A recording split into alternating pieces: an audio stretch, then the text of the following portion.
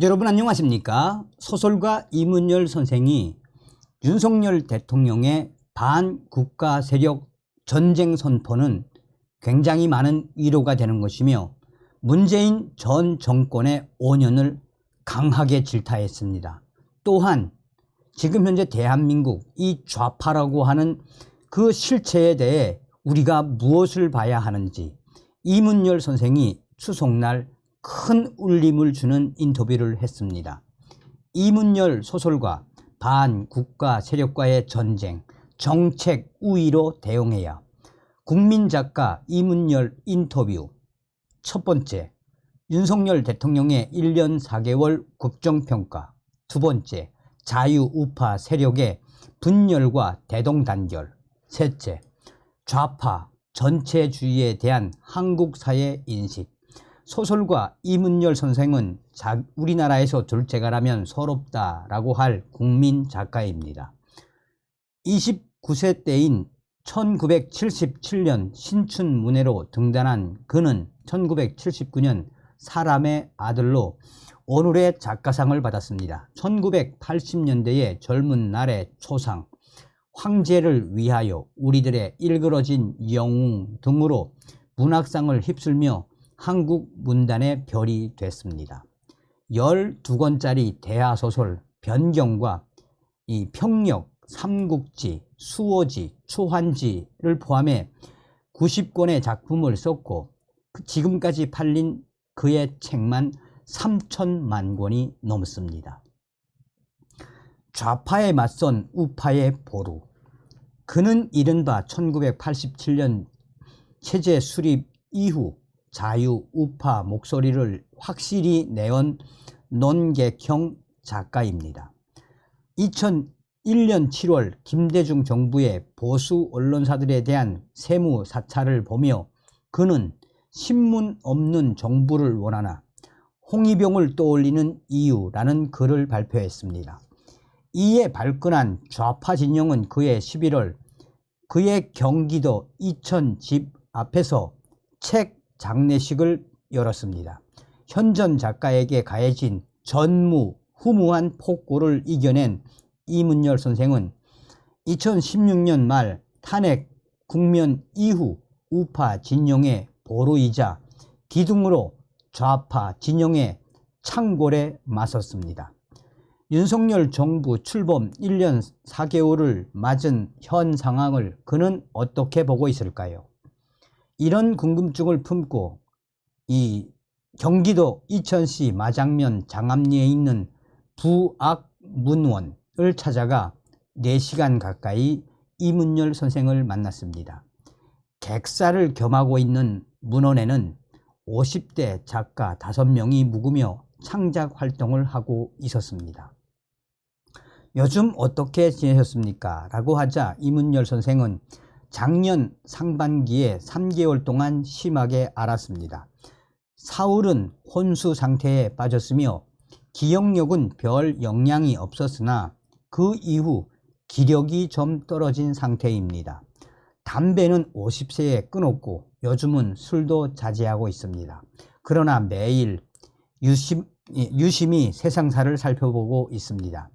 한창 때에는 새벽 4시까지 작업을 하다가 오전 11시쯤 일어났으나 지금은 오전 2시쯤 취침해 오전 7시에서 8시에 일어납니다. 쓰고 싶은 작품은 몇 개 있지만 나이 때문인지 힘이 붙인다는 생각이 자주 듭니다. 라고 했습니다. 기자가 작년 6월 말 애지중지하던 물건들을 모아놓은 고향 영양의 광산문학연구소가 불에 타 전소됐습니다.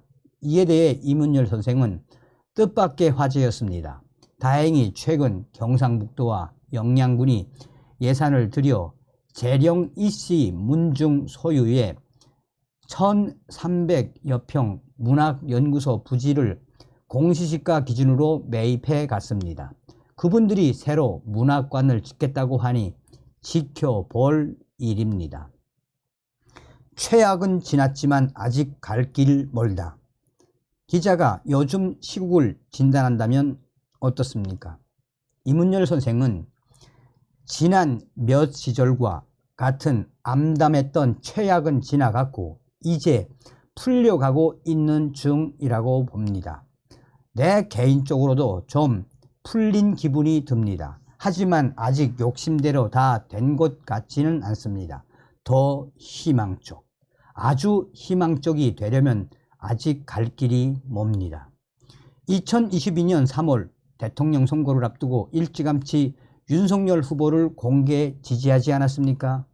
그러자 이문열 선생은 윤석열 대통령은 1980년대 서울대 법대 재학 시절 5.18 광주 민주화 운동 유혈 진압에 대한 모의 재판에서 검사역을 맡아 전두환 당시 대통령에게 사형을 구형했었습니다. 그때부터 소문으로 나는 그의 이름을 들어 알고 있었습니다. 나름 오래전부터 주의 있게 봐온 셈입니다. 적어도 이재명 후보가 대통령이 되어서는 절대 안 된다고 보고 망설이지 않고 윤석열 그를 지지했습니다. 선방하는 윤석열 대통령, 점수로는 취임 1년 4개월이 넘은 윤석열 대통령의 국정운영 성적을 점수로 매긴다면 어떻습니까? 라고 기자가 묻자 이문열 선생은 100점 만점에 80점 이상은 줄 수 있을 것 같습니다. 무엇보다 그가 내걸고 있는 큰 방향이 옳아 보입니다. 정치 초보치고는 무난하게 잘하고 있고 40% 가까운 지지율도 나쁘지 않다고 봅니다. 전체적으로 선방을 하고 있습니다. 윤석열 대통령의 뚝심과 끈기, 과당성, 과감성은 진짜 인정할 만합니다. 민주노총 총파업 대응과 한미일 동맹 복원, 후쿠시마 오염수 대처 등으로 그러합니다. 다른 어느 보수 대통령처럼 촛불 시위대에 밀리거나 처량하게 산 위에 올라가 눈물 짓는 모습을 윤석열 그는 보이지 않을 것 같습니다. 다만 치밀함이 약간 부족한 측면과 인사풀이 좁은 점은 보완했으면 합니다.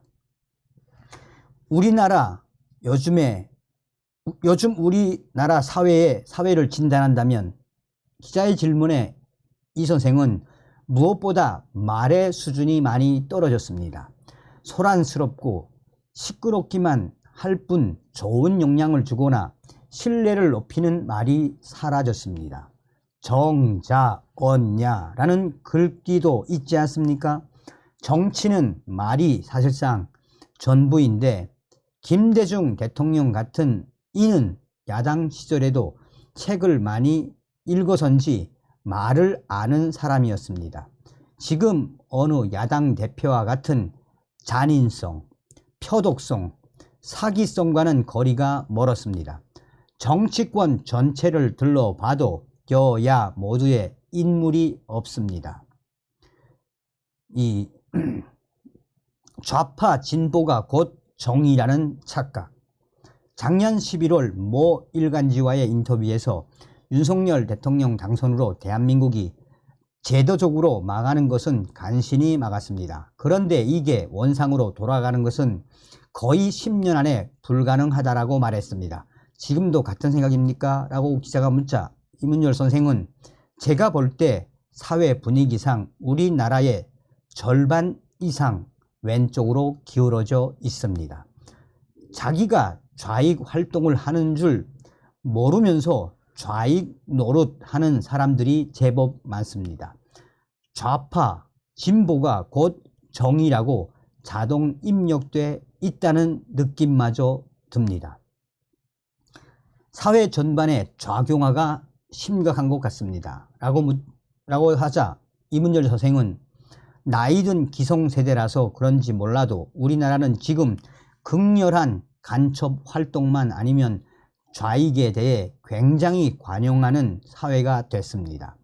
예전에 골수 좌익만 하던 발언을 지금은 우리가 예사롭게 듣고 대하는 세상이 됐습니다. 전체적으로 국민들이 너무 좌파와 전체주의 위협에 둔감해져 있습니다. 그러니 우파적 생각에 투철한 사람들은 더 왜걸수가 됩니다. 전체적으로 좌우파가 극단으로 갈리고 있습니다. 좌파와 균형 이루려면 우파 대동단결해야, 좌파와 우파의 균형을 맞출 수 있는 방법이 있다면 무엇이겠습니까? 라고 기자가 묻자 이문열 선생은 지금 우리 시대에서는 우파 노릇을 하는 게 솔직히 깝깝할 수 있습니다. 그런 점에서 윤석열 대통령이 북한의 주체사상을 믿는 좌파들을 반국가 세력, 전체주의자라며 이념 전쟁을 벌이고 자유민주주의의 성량을 분명히 하는 것은 위로가 되고 용기 있는 행동입니다. 이를 위해 무엇보다 자유우파 세력이 작은 의견 차이와 갈등을 접고 큰 차원에서 마음을 모아 대동단결해야 합니다. 문재인 정부 5년은 어떤 시대였습니까? 라고 묻자 이문열 선생은 그때부터 언어, 말이 상하기 시작했습니다. 또 전체주의화가 진행되고 북한에 대한 경계심이 허물어진 시대였습니다. 전체주의화는 부지불식간에 사람들이 거의 감지하지 못하게 이루어졌다는 점에서 매우 심각합니다. 이문열 작가의 아버지는 일제시대 동경농대를 졸업한 엘리트였습니다. 그러나 해방 후 좌익 활동을 하다가 6.25 전쟁이 발발한 1950년 9월 홀로 월북을 했습니다. 이문열 작가의 본명은 열인데 1948년 출생한 아들에게 아버지가 열렬한 사회주의 투사가 돼 있다라며 붙인 것입니다. 어머니와 이문열 작가를 포함한 5남매는 빨갱이 가족이란 딱지를 붙인 채 살았습니다. 이문열 작가는 1979년부터 이름 앞에 문자를 추가해 이문열이라는 필명을 쓰고 있습니다. 자, 북한에 대한 한국의 우위는 자유, 아버지에 대한 콤플렉스랄까 여러 감정이 있었을 것 같습니다. 라고 기자가 묻자 이문열 선생은 젊은 시절에는 일부 그랬을 수 있으나 지금은 그런 느낌이 전혀 없습니다. 내 스스로 그동안 완전한 자유시민이 됐다는 확신이 듭니다. 북한에 대한 한국의 문화적 우위를 꼽는다면 단연 자유입니다. 남북한 교류권으로 북한 인사들을 만날 때마다 그들이 자유가 박탈된 나라에 살고 있다는 인상을 강하게 받았습니다. 70년 넘게 자유민주 진영에 속한 대한민국에는 자유와 민주라는 현대 문명의 가치가 축적돼 있습니다. 자유에 가난한 우리는 확실히 북한에 대해 우위에 서 있습니다. 한국이 미국의 졸병이라는 시각에도 나는 동의하지 않습니다. 기자가 그런데 우리나라 문화예술계는 좌파 진영 세상이지 않습니까? 라고 묻자 이문열 선생은 부정할 수 없는 현실입니다. 내가 많은 작품을 내고 활동했지만 좌파 진영 문예지인 창작가 비평과는 무관하게 보냈습니다. 내 작품이 32개국에 25개 언어로 번역돼 팔리고 있지만 그들이 수십 년 동안 나를 거론조차 않고 있어서입니다. 문학 소멸할지 모른다는 걱정이 들어. 그런 점에 억울하거나 서운하지 않습니까? 그러자 이문열 선생은 꼭 그렇게 생각하지 않습니다. 김지아를 비롯해 그쪽의 상당수 사람들과는 잘 지냈습니다. 항상 문제는 자주라든가 평등, 민족을 내세우는 일부 바람잡이들입니다. 그렇게 악다구니질을 할 필요가 있을까 싶은데 그런 걸 앞세워 색칠한 깃발을 들고 나서는 사람들 때문에 문제가 됩니다. 지금 좌파 진영에서도 그들이 특별히 내세우는 작가가 안 보입니다. 제대로 활동하는 문학 단체도 없습니다. 전체적으로 이러다간 글로하는 시대, 즉 문학이 소멸하는 거 아닌가 하는 걱정이 듭니다. 이로 인해 우리 사회에서 생각하는 힘이 파편화하고 있습니다. 후배 작가들에게 조언을 한다면, 그러자 이문열 선생은 두 가지입니다. 시대는 변해도 문어는 글과 말, 문어는 패배하지 않는다는 말을 먼저 하고 싶습니다. 우리나라는 세계적인 문언의 나라이니 거기에 대한 믿음을 버리지 마십시오. 또 하나는 우파 작가라고 크게 떠들어 댈 필요는 없지만 각 사안에 대해 우파적 논리로 당당하게 나서면 어떨까 합니다. 왼쪽 날개로만 새가 날 수 없듯이 세상에 우파도 꼭 필요합니다. 그러면서 우리 사회에서 좌파적 유행이 쉽게 사라지진 않을 것이나 2030 세대는 태어날 때부터 자유를 체념화한 세대입니다. 좌파는 어느 정도 갈 때까지는 괜찮게 보이지만 자기의 빛이나 본래 모습을 드러내는 순간 꼭 있습니다. 자유가 몸에 밴 이들을 좌파로 만드는 일은 쉽지 않습니다. 이들은 반공 교육을 받은 세대가 아닙니다. 최근 우파로 전향을 선언한 50대, 60대 세대가 제법 됩니다. 주사파가 우리 사회에 깊은 영향을 미치진 못한 것 같습니다. 그런 점에서 희망을 가질만 합니까? 라고 묻자 이문열 선생은 한국의 민주주의 발전사가 1970년대부터라도 해도 50년이 넘습니다. 우리가 겪은 군부 독재는 얼마나 가혹했습니까? 우리가 쟁취한 자유에 대한 경험도 세계적으로는 흔치가 않습니다. 그런 우리가 최소한 싸구려 민주주의는 안 될 것입니다. 우리는 세계 인류사적으로도 최상위 30% 안에 듭니다. 대학 진학률이 70%대인 우리나라의 교육 수준은 전 세계적으로 매우 높습니다. 내년 4월 총선은 5% 차이 박빙의 대결. 2003년 한나라당 공천심사위원으로 활동하기도 했습니다.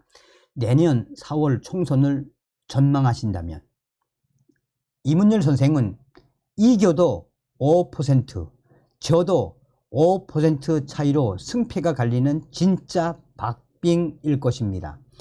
윤 대통령과 여당은 여러 고비를 잘 극복해야 지금보다 좀 올라갈 수 있습니다. 윤 대통령에겐 자신에 대한 믿음이랄까 뿌리 같은 게 있어 보입니다. 그래서 야당에게 쉽게 당하지만은 않을 것 같습니다. 정책으로 우파가 잘했다. 좌파 정권보다 지금 정권이 낫다라는 것을 증명하고 보여주는 게 매우 중요하다라고 봅니다. 우파 정치인들은 어떻습니까? 라고 묻자 이문열 선생은 그냥 국민의힘 소속 누구로 떠오를 뿐 보수 우파 정치인으로 기억나는 사람이 없습니다.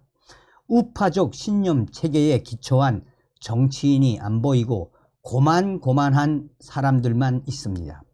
어떤 공통된 신념과 가치 체계를 중심으로 이게 같은 사람들이 뭉쳐 세력을 키우고 확장해야 합니다.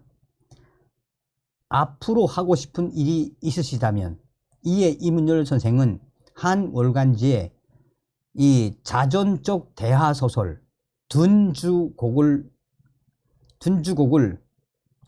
80년대를 2017년에 시작해 이 1980년 5월 직전까지 다루다가 2018년 연재를 중단한 상태입니다. 이걸 다시 이어 완성하는 일 등 몇 가지가 있습니다. 그런데 작년에 크게 앓고 난 뒤로 글을 제대로 쓸 수 있겠다는 자신이 들지 않습니다. 라며 이 추석을 맞아 하고 싶은 말씀이 있다면? 라고 묻자 이문열 선생은 한때 나도 치열하게 살았지만 지금 우리 사회에 대립각이 너무 날카로워 서로에게 상처를 많이 주고 있습니다. 살다 보니 좌우 이데올로기 구호나 깃발이 아니고 어떤 체화된 믿음과 가치, 우리 사회에 너그럽게 자리 잡으면 좋겠다는 생각이 듭니다. 용서하고 관대하며 조화를 이루는 그런 세상, 과연 언제 그게 가능할지는 모르겠습니다. 라고 긴 인터뷰에서 밝혔습니다. 다음 시간에 뵙겠습니다. 멸공.